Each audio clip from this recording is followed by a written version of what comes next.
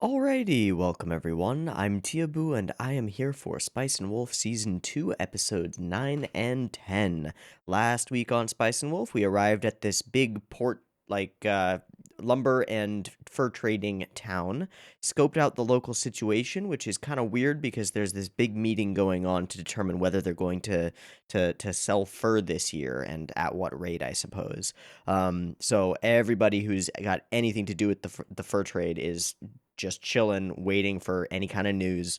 Like no trade is being done on the docks. Nobody knows what's going to be happening. It's kind of awkward, and as he does, Kraft smells the potential for an opportunity. So he continues scoping things out, goes to an interesting little tavern shop. I don't know, a place that sells beaver tail, and meets a very cute, very forward, redheaded barmaid who knows way too much, and exchanges some information and some interesting conversation. Um, some conversations with Horo, but I think the conversations with her, with Aroldo, I can't read my own writing. Aroldo, that was his name.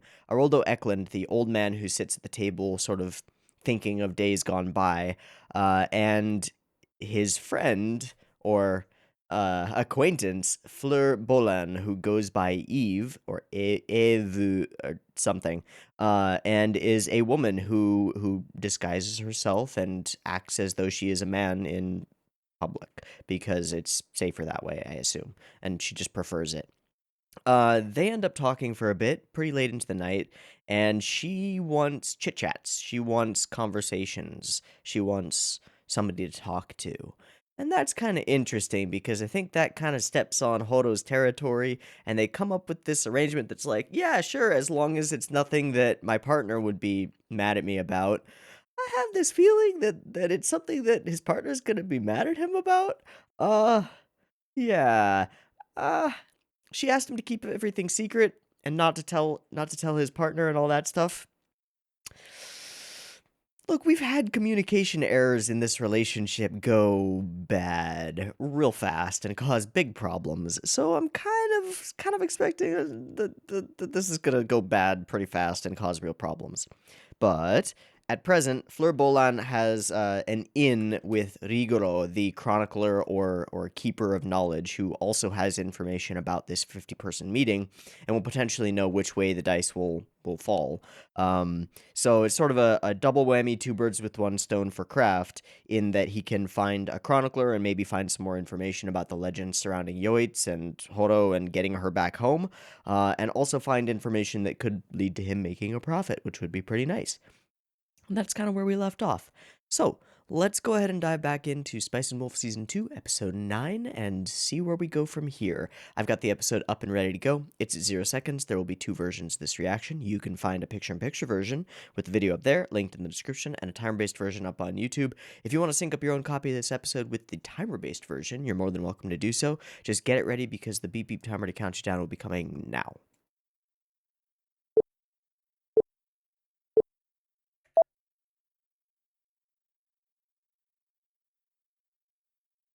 I've again got two containers of tea because the smaller container cools down faster and is thus drinkable now, while that one is not.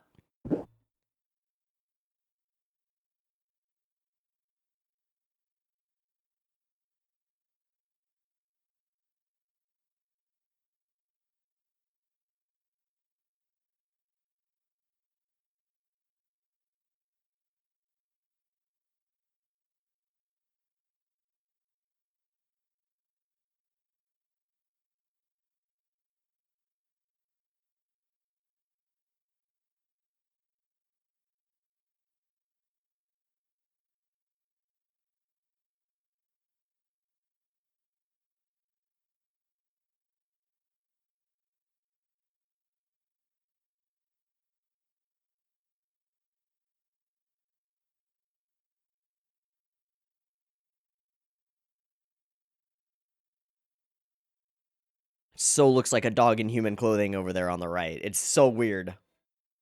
Every time I see it.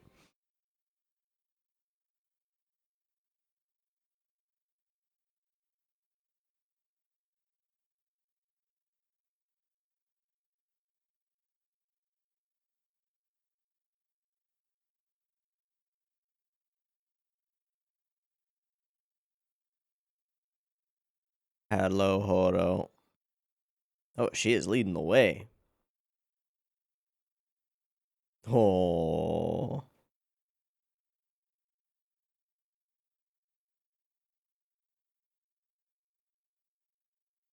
She is just booking it. Reckless. Ooh.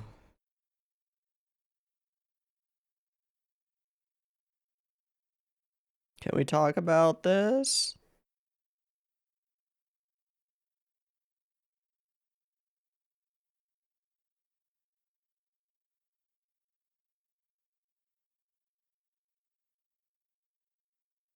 Sure. Okay. What does that have to do with the narrow alley? Yeah. Slow erosion. Work over time.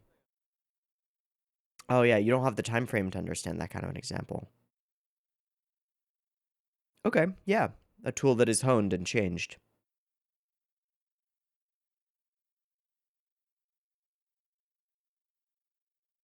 You can observe how people act. Mm-hmm. And lots of building of information.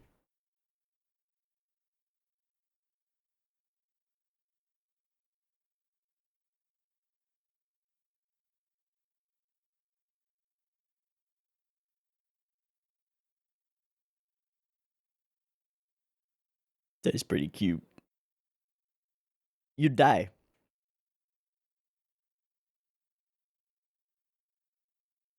Hmm. Wag, wag, wag, wag, wag, wag, wag. A sickly green color. Sure. I do. Orange. Golden like wheat. Hmm.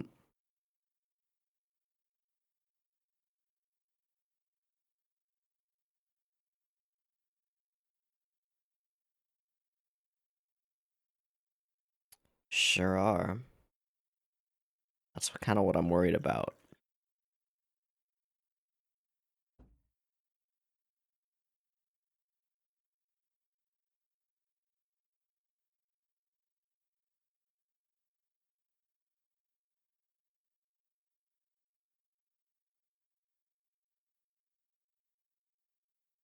Okay.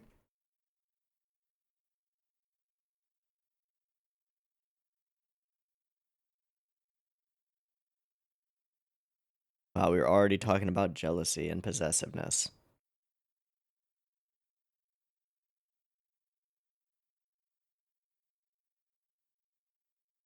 Okay, which is to be possessed.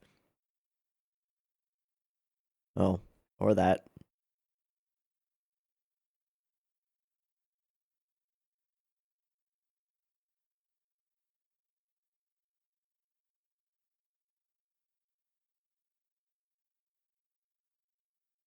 Literally right path, not the correct path. Unfortunate that there's no real easy way to make that clear.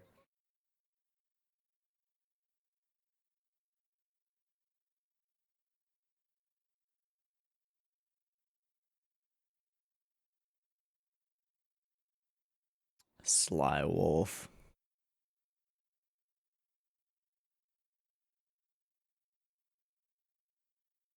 I mean, maybe. Aw, blushy boy, she says as she takes his hand. Hmm.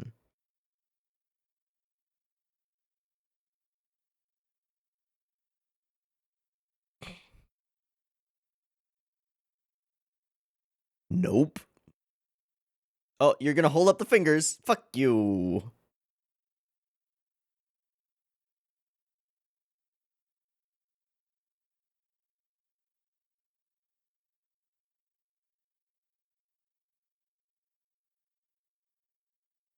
So we've gotten a recommendation or something. Off to business.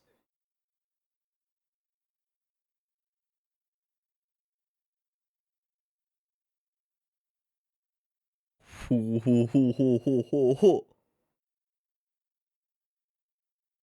Don't answer that. Yeah. Yeah. Clunk, clunk. Ahem. Open a crack. Nope. Open all the way.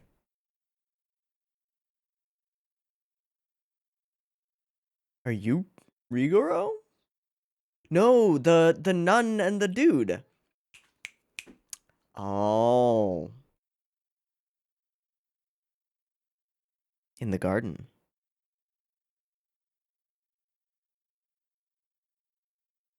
I should just put this back over here.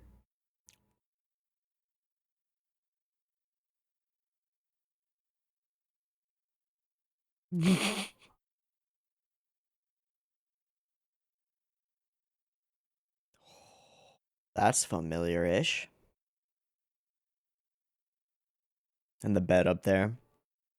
Stacks and stacks and stacks. Whoa. A greenhouse?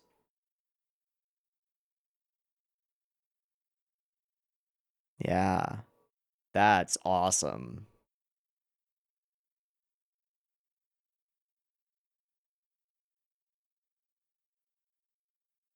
He seems totally welcoming and not at all like Ev mentioned.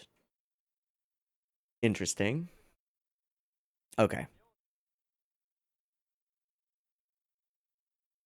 Who's Fleur?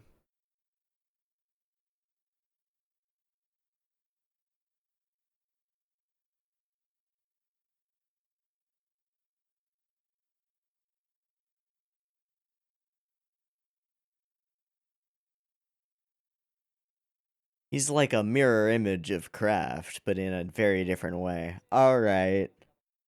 I'm intrigued. Eh?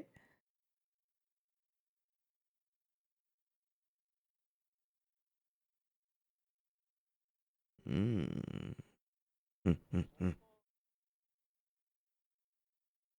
Mm-hmm.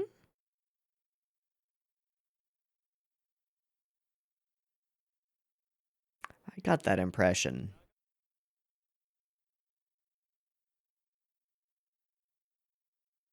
Yeah, he's pretty different than was described. I'll bet he's got a very serious side, though.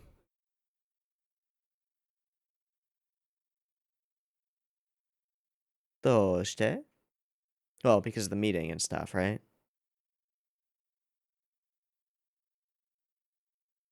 Oh.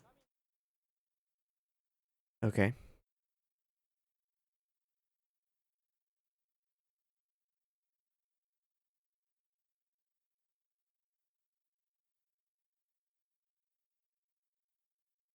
No reaction. Poker face on. Absolutely.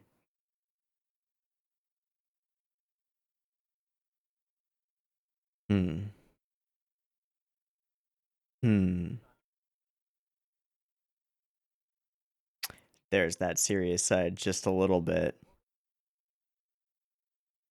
He knows how to be very chipper.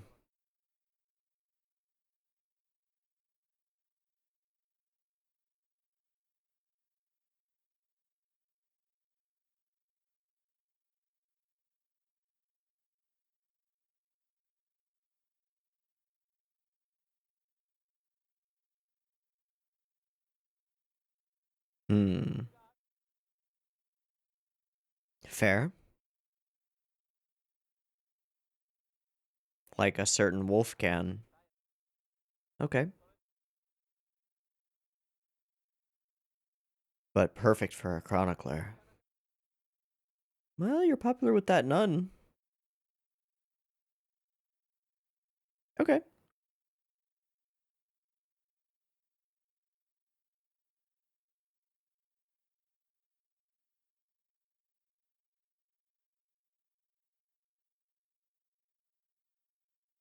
Looks like kind of like one of the Da Vinci flying machines.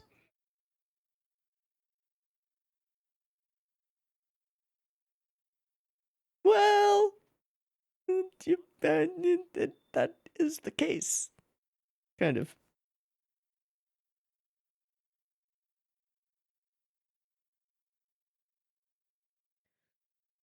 Okay.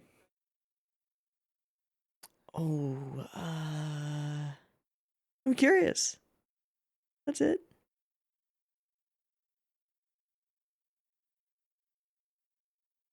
Accurate answer. It's true, but it obscures a piece of the point.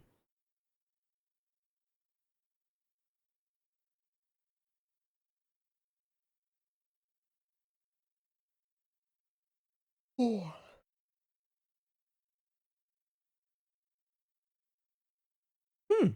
Not gonna pry.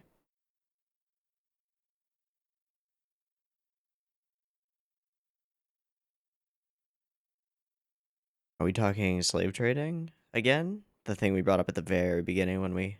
Yeah. Maybe.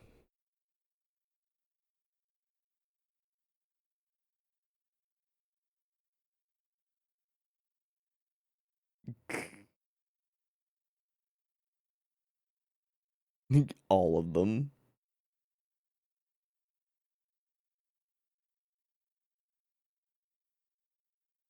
It's a lot of trust in that chain of people. Yeah. Bye. Ah, and in a bag. Or wrapped up in parchment or something.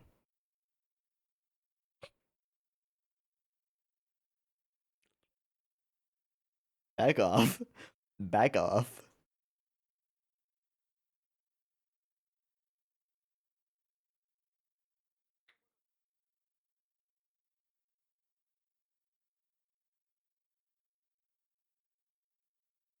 Whoosh.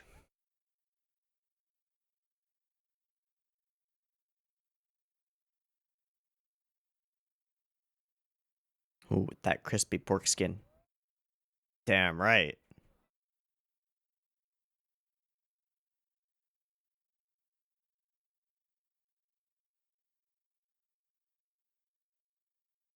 Whoa.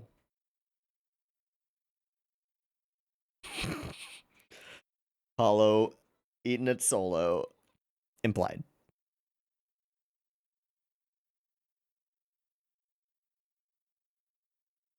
Nah, bottomless pit. Oh, she's out.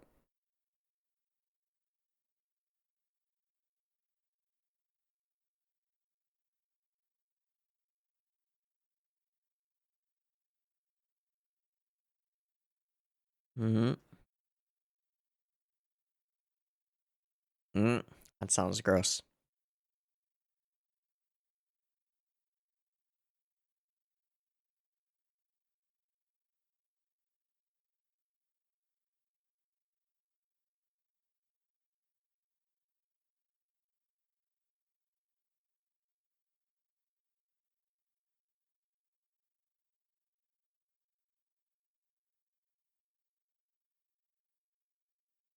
Cool, but that can change.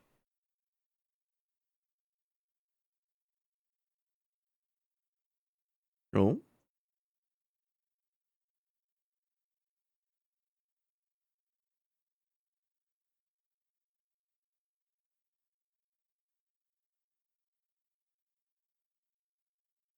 Staying in the loft.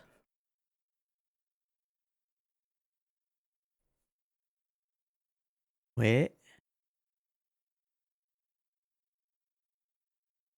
Uh. Whoa, whoa, whoa, whoa.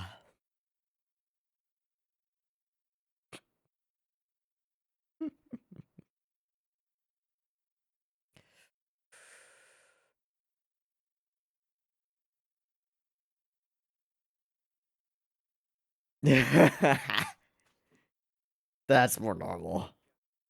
Hmm. Hmm.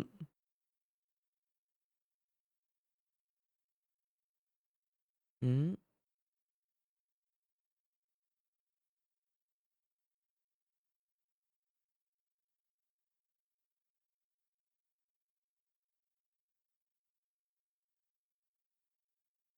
Scared of what?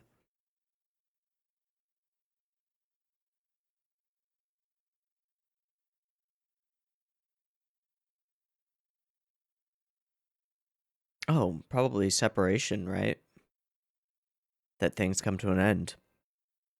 True, it's been a little while, and it's kind of nice. Yet, we'll see.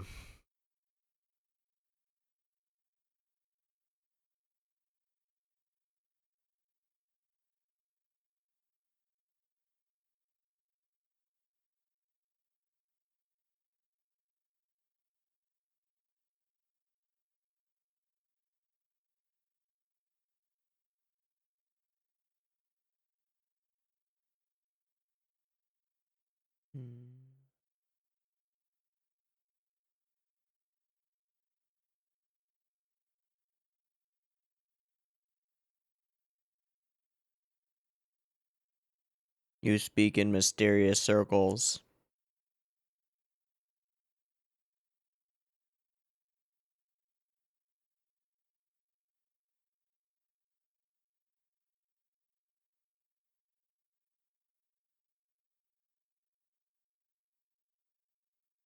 Hmm. Hmm.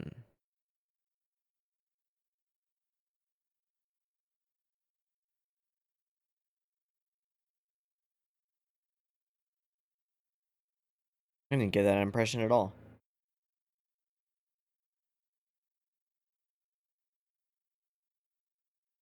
Observation.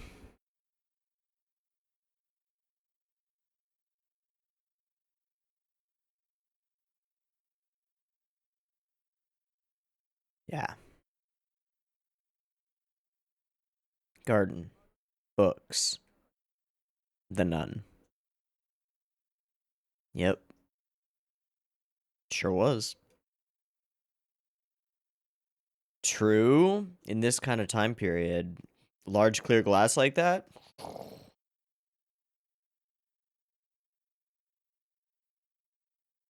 Near impossible.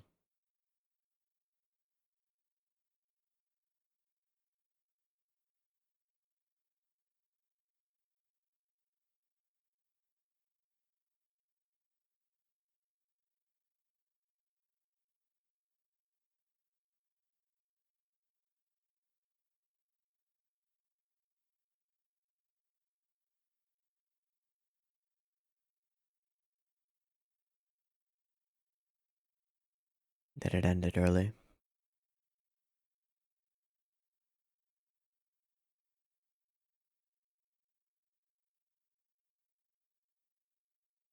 Little twitch.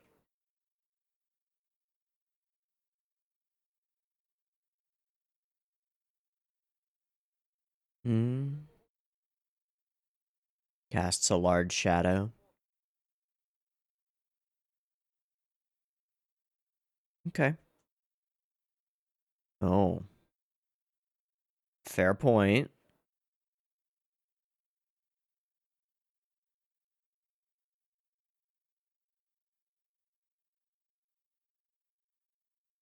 Opportunity cost?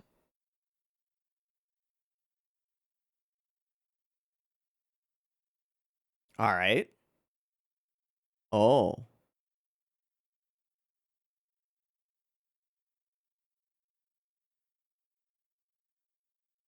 Similar to the gold. Hmm. For a merchant. But if the journey is cancelled,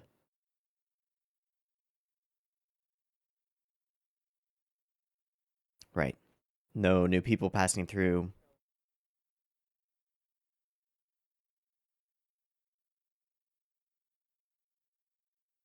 Just a little bit. We might have contributed to that. Whoops.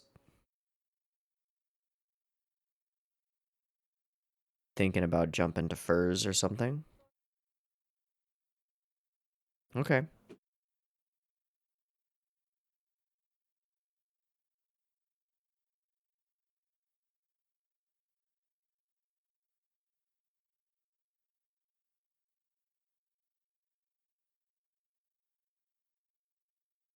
To where? Ha!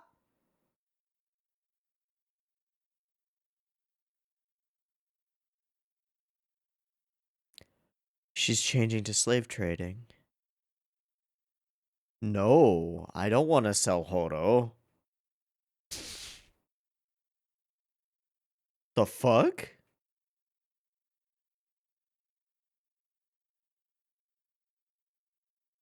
Wonder if...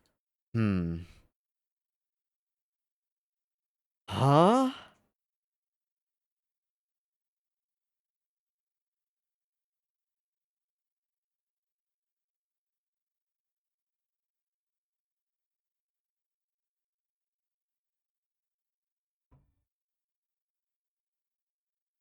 Well, that was a twist I wasn't expecting.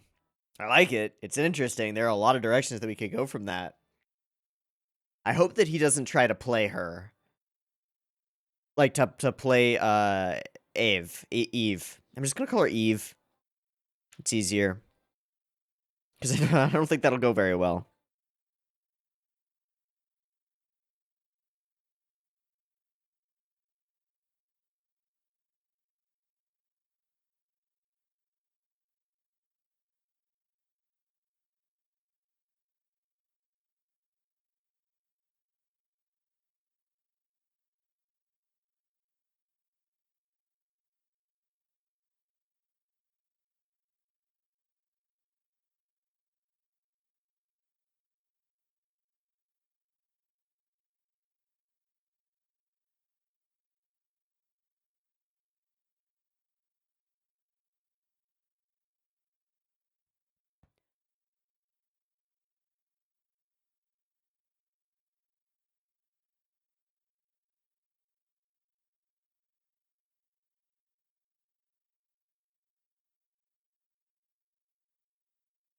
Hmm.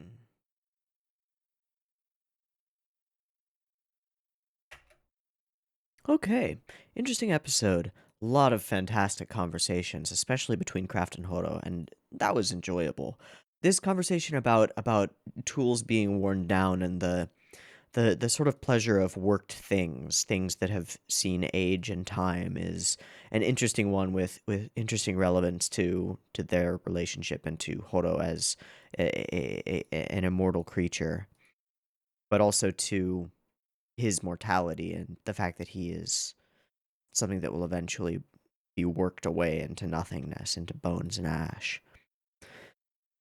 To turn it around and turn it into a tease about how many men she has been companions with is very Horo of her and very cute. There were definitely some things in here that I missed, but okay. We'll move on to the Rigoro section. So he is not at all like Fleur really described him, but he answers or Kraft answers her as saying that he is. He's sort of bright and chipper, um, definitely in love with his hermitage and the place where he exists. A love for these books, a love for his garden, like a clear love for his garden, given the glass, the large panes. I think that's a really interesting thing to bring up because that's not just expensive, that's extremely difficult to come by and extremely breakable. And it's probably not manufactured in this lumber and fur town, so it had to be shipped there, and that means either putting it on a caravan, which means bumpy roads, or on a ship, which means bumpy seas, and that means a lot of broken glass. So beyond that, glass making as an art to make flat panes of glass, flat and quality enough to actually construct a greenhouse out of, would be almost impossible in this time. Like when you look at churches and architecture from this time, you get beautiful stained glass mosaics because they're small little pieces that you can put together, and you get small single round panes of glass because you can spin it out and flatten it that way. Flat square panes, super close to impossible, super difficult, super expensive. It implies that he's been using all of the money that he earns from being a chronicler and taking stock of the meetings in this town for this garden. It's his obsession, and that's fascinating. That's character. And he enters the room chipper and joyous and glad to see their reaction, and that should be our first cue that he's got a discerning eye for people and what they think and what they're thinking about. And he does. He absolutely does. I don't see him as gloomy though. I don't get it. But I do see somebody who has a very carefully crafted mask for dealing with other people. And he undersells himself as well. He's like, "Oh, I can't be a merchant. I can't do that." I think he can. I think he could. But I'll take him at his word regardless. I love Kraft's answer. He tells him the truth and nothing but the truth, but not the whole truth. It's really clever. When he asks him about why he's looking at these old tomes, he tells him we're looking for her origin, everything except that she is, a gigantic wolf god. And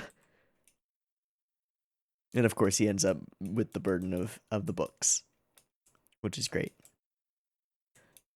Some cuteness, eating a whole pig. It's pretty great. And then this conversation becomes very interesting.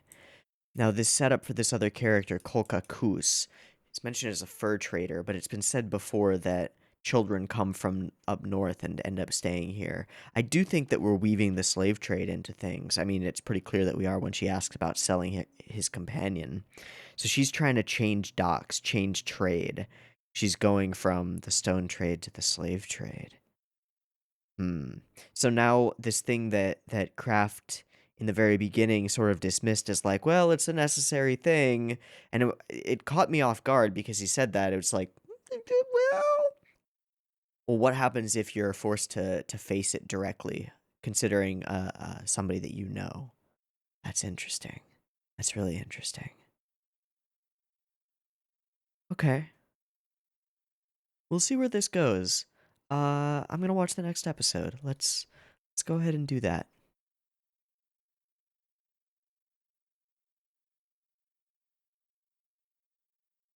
Spice and Wolf 10, beep beep timer.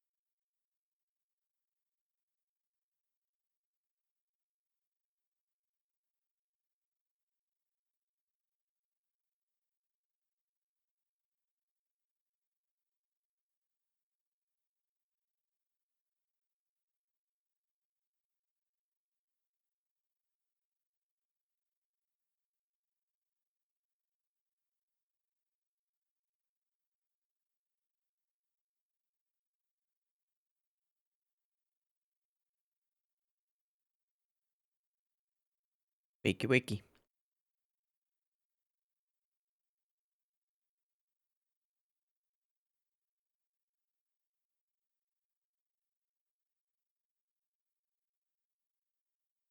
What is she actually saying? She's saying Nushio? Not Lawrence. Oh boy. I am worried. I don't like worried Hodo.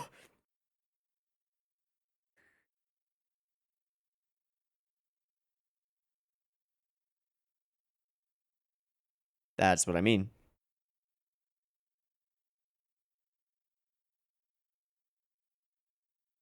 But the business deal is to sell Hodo.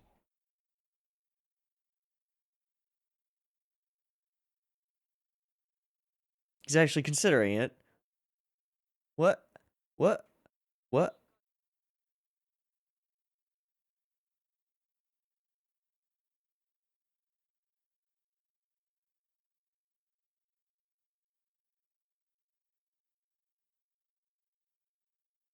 Okay.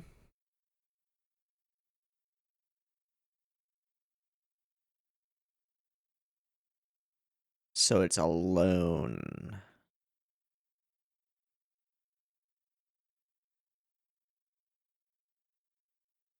You can make massive profits if you can take it somewhere else. Sure.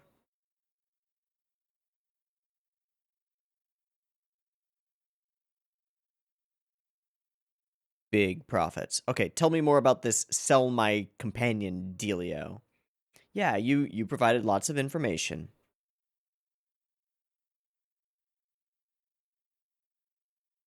Too much time, you'll miss the window.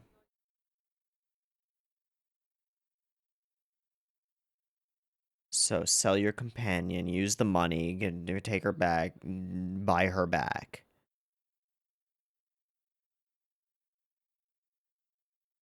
Oh,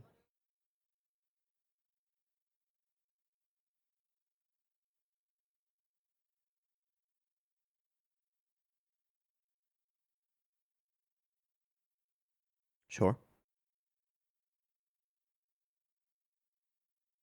Sure.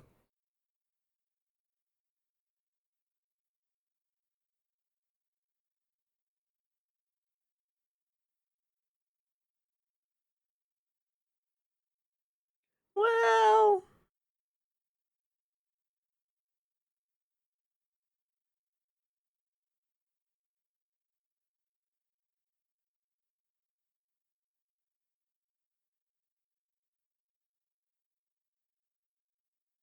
she's titled. That's why she operates in disguise. Sure. Right?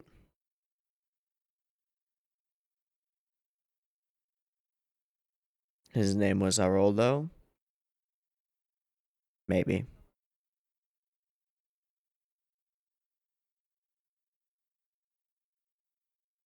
Gross. Unless somebody takes her fucking hat off. Right. Uh-huh.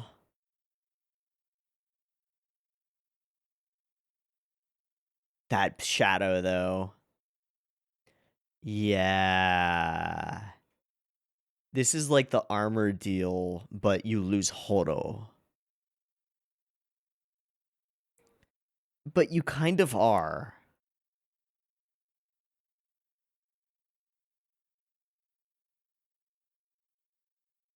I don't like this at all. Walk the fuck away.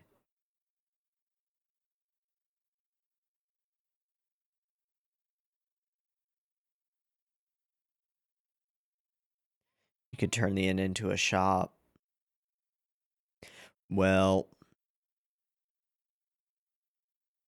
yeah, but here? But here? I guess it's a port town, but it's cold and gross here.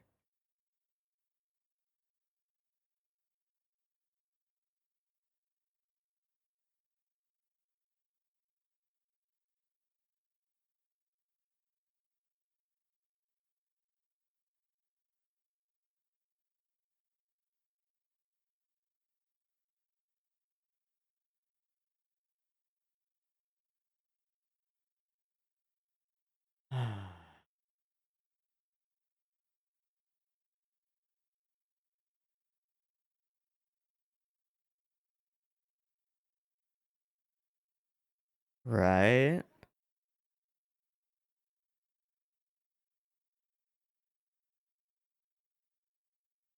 Yeah, but the risk here is very different.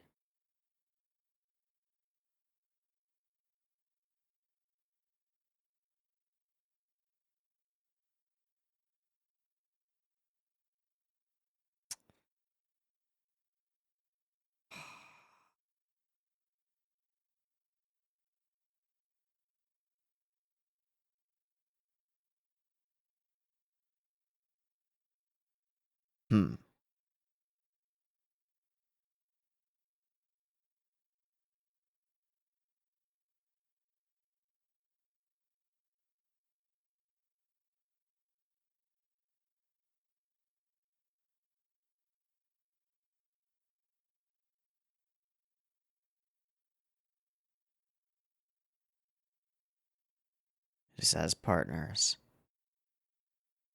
I don't like it. For sure.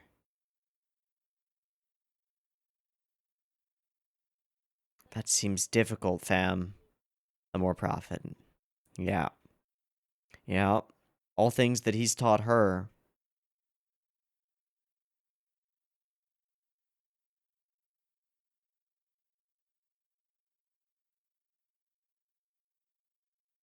I guess she can always turn into a wolf and just run away. She's kind of a force of nature if she wants to be. Hello, Zachach.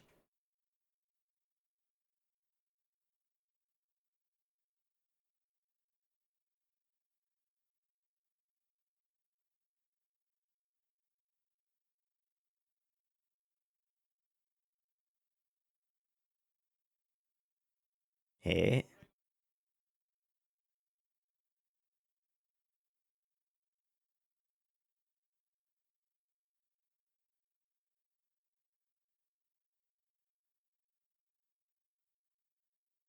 Do they suck?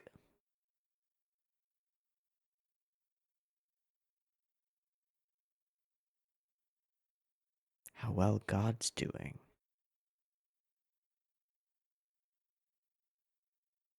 With the giant bull. That's so dope.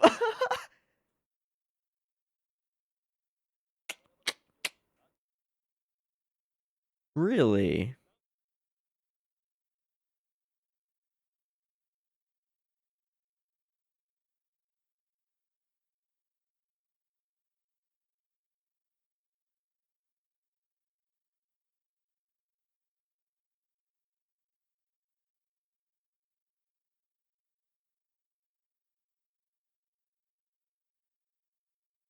Sure.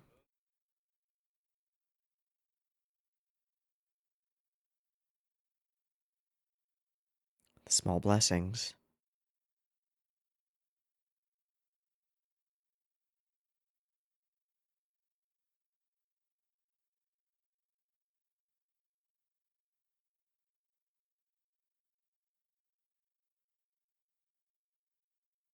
Eve. Rigoro.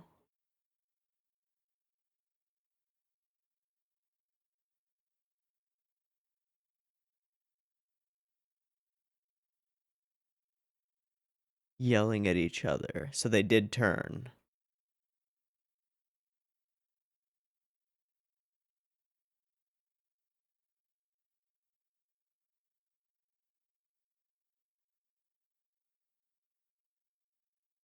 Salt.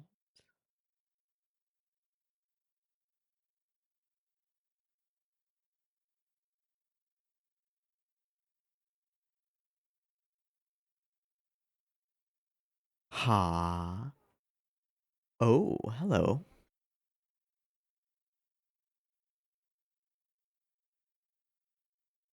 Hmm.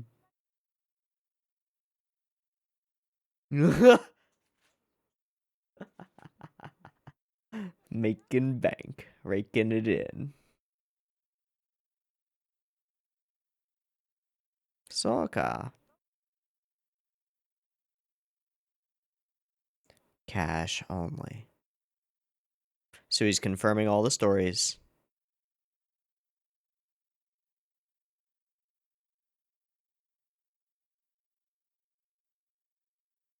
What does she just see? We don't get to see, do we? Or no, it was just don't talk about the church.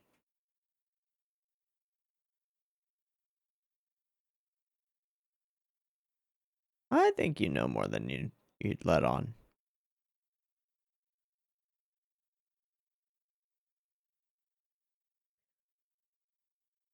Hmm.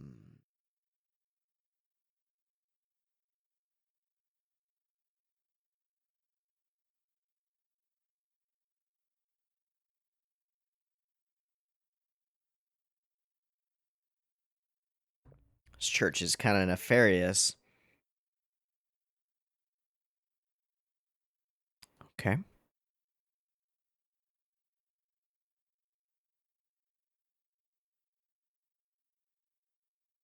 Mm-hmm.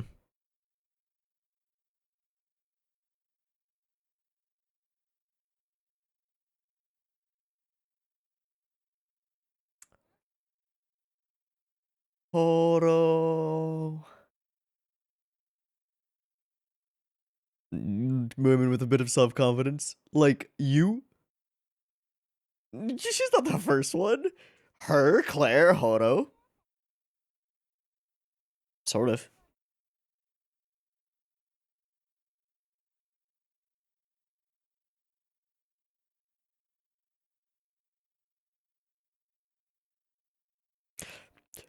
This is so true. The truest thing in the world. When it rains, it pours. Shit.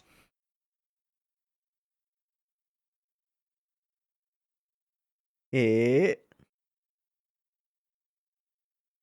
Eh.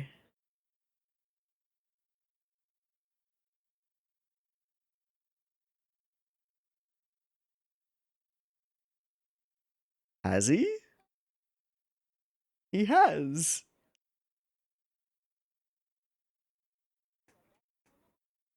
Yeah, you did good, buddy.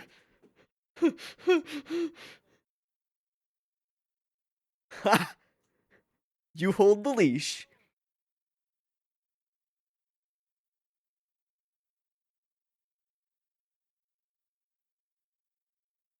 Hmm. Mm.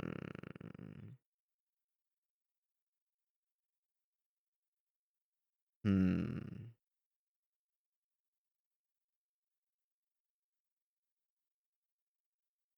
Yeah.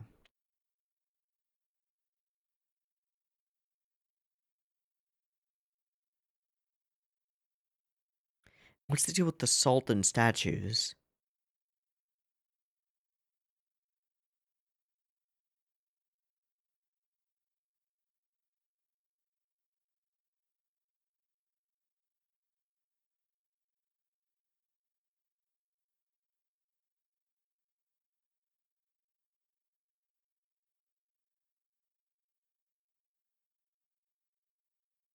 Hmm. Blushy, blushy.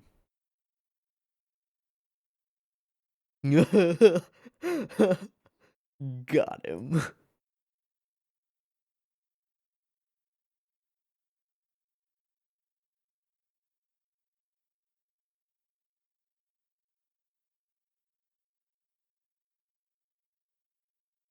Bad shit.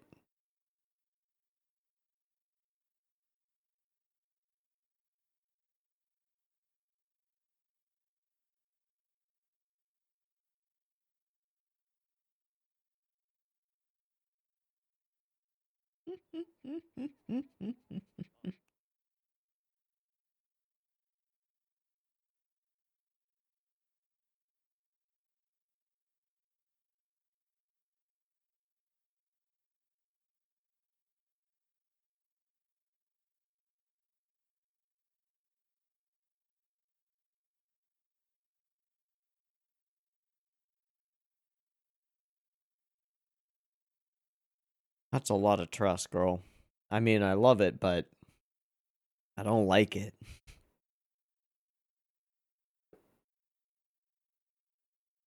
What's the deal with the salt and statues?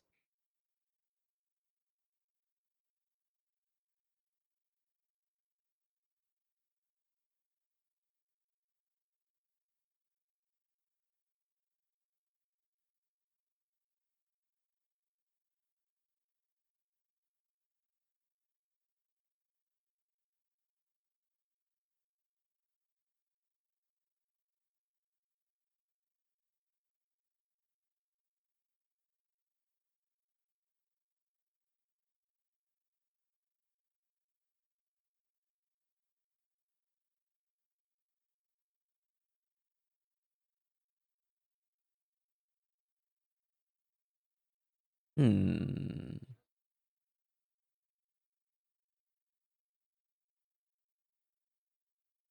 Oh.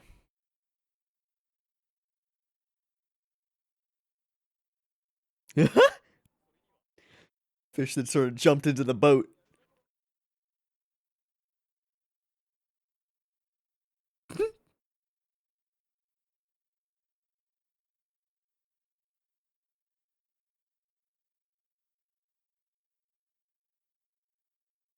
That was an interesting conversation.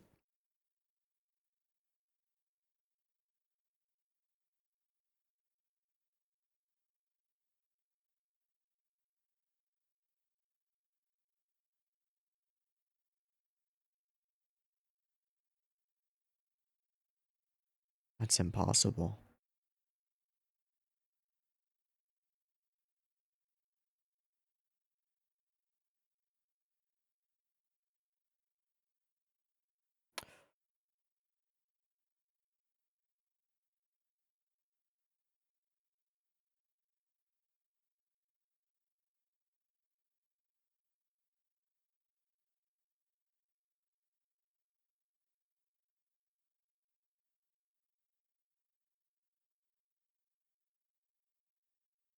Salt. Good. Yeah.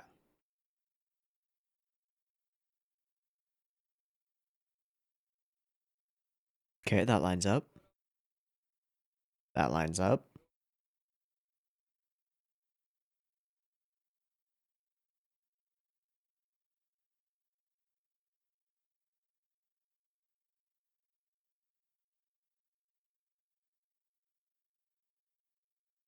Oh.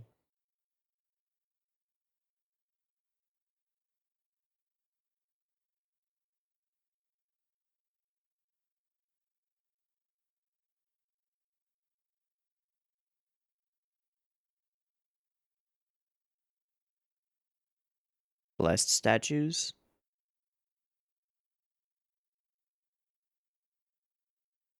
Mmm.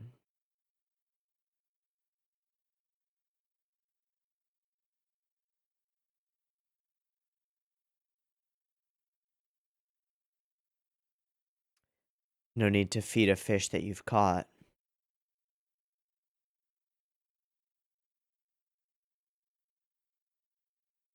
Right, that was the plan. So, use a bunch of little ones. Oh, that makes a lot more sense.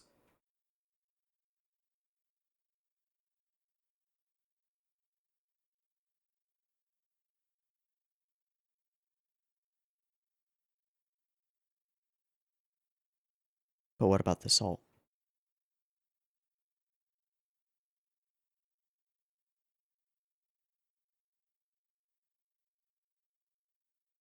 All right.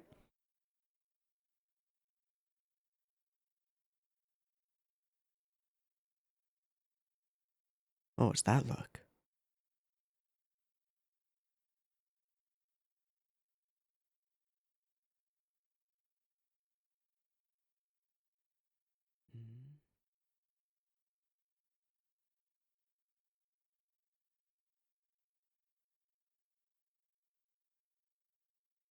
That's some money.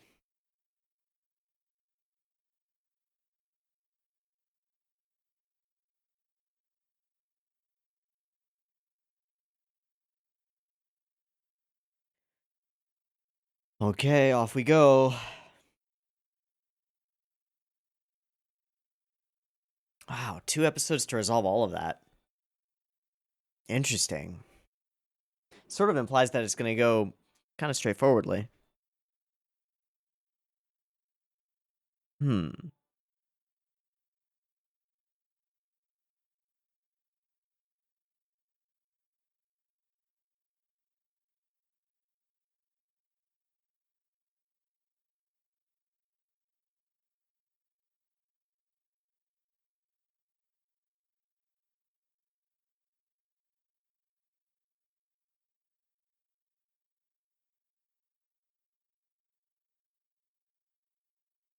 Ooh.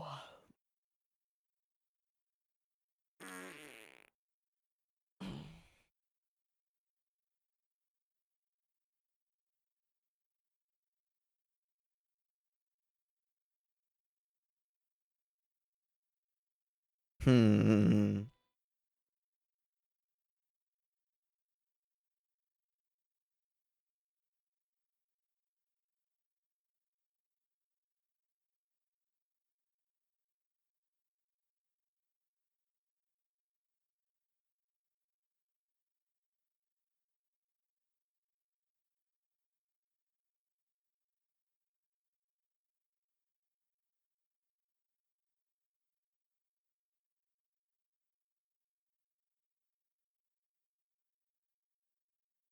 No. Okay, we don't know context though, so. All right. All right. This is an interesting episode. Start a conversation with her first off doing something that's almost the equivalent of the apples on the furs at the very beginning, except on him, and it actually gets him oddly an in with the redhead girl at the beaver place. Okay. We have our conversation with them. I think I understand the context of the deal. We're gonna pawn Hollow as collateral and use that to get a bunch of cash, use that to buy a bunch of fur, use that to sell a bunch of fur downstream as fast as we can, and then return with plenty of money and get Hollow back. And also, Kraft gets an in. Okay. Selling a noble girl, she reveals that she is, in fact, herself nobility, and Kraft has night sweats all night, because he's kind of freaked out about this whole selling my partner idea. But she ends up throwing back at him all of the lessons that he's learned that he's taught her over the course of the series about business and how to do things, and just making a pretty airtight case that if the risks and the profits are in balance, you should go for the deal. And even otherwise, you should say yes to the deal and then determine whether the person you're dealing with is trying to screw you over. So he goes around, does some really smart research, going and talking to one of the homeless people who lives near the church, who is immediately endearing. Just this idea of him coming up to the top with like a quadruple size bowl and just being like, "You said you would give me a bowl of food. Here's the bowl. Give me the food. Let's go." I like this guy, and his like 2 coppers, yo, let's go. Also, his argument at the end about simple things and absolute joy is an interesting one and follows along the lines of the Christian faith. But I think it's also it's a useful lesson for anybody that sometimes having less can be a great boon, because the small things that you do receive are true blessings. And I can agree with that. I can definitely agree with that. Been there, and it's true. So true. I'm almost jealous of my almost starving self about a year ago, because I've said it before, but when I started this channel, I was right on the edge, right on the edge of starvation, and everything was such a blessing, and I don't want to forget that, because it's still such a blessing, and it can go away if I take it for granted. And I don't mean blessing as in from God. I built this. People give to me because I continue putting out things that are valuable to them. At least I fucking hope that's why.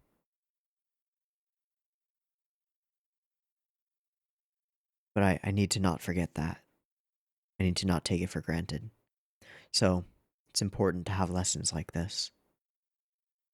It's a cool moment. So we go through, we discover lots of information about the church and things. He plays this whole interaction pretty perfectly with her, and is even praised for doing so by Horo, who's like, "Ah, you've learned what's what." And he's like, "Yeah, yeah, I'm the horse, you're the driver. You got the reins, you got the leash. Wrapped around your finger. Yep, yeah, nailed it, buddy. That's how you better be." And then we have an interesting conversation about relationships and the saying of you don't need to feed a fish once it's been caught, or to bait a fish once it's been caught. Um, the whole idea that people start falling apart or stop seeking, stop hunting when they actually get into a relationship. Super true. Same with like trying to land a job or any number of things, and it falls kind of in line with the previous conversation. It's like once you have what you think you need, and it's and you think it's stuck, you think it's yours and permanently so, people give up. They give up whatever fire they had that was driving them to get it in the first place. I think that when you give up that fire, it goes away, and the things that you earned with it do too. And even if you keep what you had, often it's not at all the same. In the context of a relationship, it's almost never the same. The marriages, the couples, the partners that work and stay working are the ones who work and stay working at their relationship.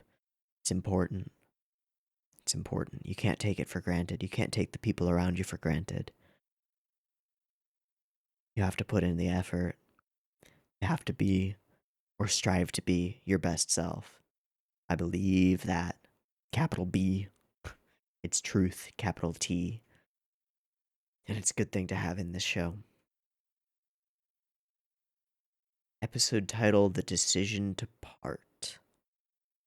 Oh, there was also that line from her, I will be at your deathbed. Oh, wow. It feels like in these last 2 episodes there's been genuine progress in their relationship. From will they won't they to they will but we won't see it. Which fucking sucks because I want to see it. But that's okay. That's okay. It is what it is, and it's a part of the nature of the writing. It's fine.